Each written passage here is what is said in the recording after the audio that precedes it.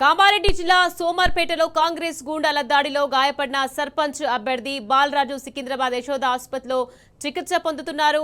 అయితే బాలరాజును పరామర్శించేందుకు BRS working president KTR Yashoda hospital కు చేరుకున్నారు. రైట్, ఇదే విషయానికి సంబంధించి మరింత సమాచారాన్ని మా ప్రతినిధి అరవింద్ ఫోన్ లైన్ లో అందించేందుకు ఏదైతే చూసుకుంటే కామారెడ్డిలో ఇప్పటికే ఎల్లారెడ్డిలో ఇప్పటికే ఏదైతే కాంగ్రెస్ సర్పంచ్ బీఆర్ఎస్ సర్పంచ్ అభ్యర్థి పైన దాడి చేయడం జరిగింది. ఆ దాడిలో భాగంగా ఇద్దరు తీవ్రంగా గాయాల పాలయ్యారు. అటు భార్య పరిస్థితి కూడా విషమంగా ఉంది అన్నట్టు కూడా ఇప్పటికే యశోద హాస్పిటల్ యాజమాన్యం కూడా తెలుపుతుంది. ప్రధానంగా చూసుకుంటే ఈ రోజు అంటే యశోద హాస్పిటల్లో తన భార్య ఏదైతే గంజి భారతిని అలాగే బాలరాజును కూడా ఇప్పటికే కేటీఆర్ గారు పరామర్శించారు. ఏదైతే చూసుకుంటే కాంగ్రెస్ ప్రభుత్వం రౌడీ రాజకీయాలకు నిదర్శనంగా అన్నట్టుగా ఈ మారిందన్నట్టు కూడా తెలుస్తుంది. ఏదైతే ఉదయం సమయంలో కూడా ఇక్కడికి ఏదైతే బీఆర్ఎస్ కార్యకర్తలు కానీ భారీగా కూడా శ్రేణులు చేరుకున్నారు. ఏదైతే దాడిని కూడా తీవ్రంగా ఖండిస్తూ ఇప్పటికే తగిన చర్యలు కూడా తీసుకోవాలి.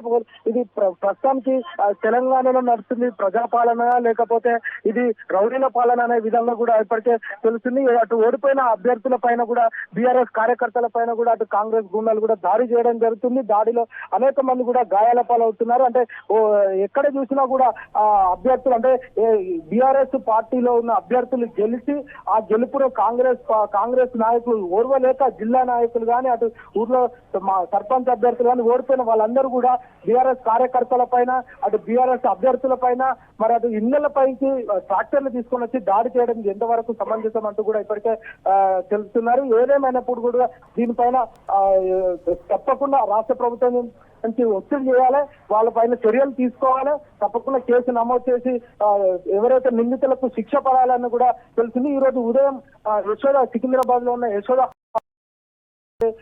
BRS working party president KTR కూడా రావడం జరిగింది. అనంతరం వారి భార్యను అటు బాలరాజును భారతిని కూడా పరామర్శించడం కూడా జరిగింది.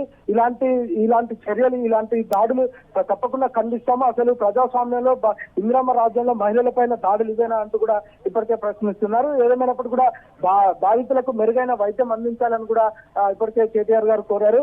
Over to studio. Thank you Arvind.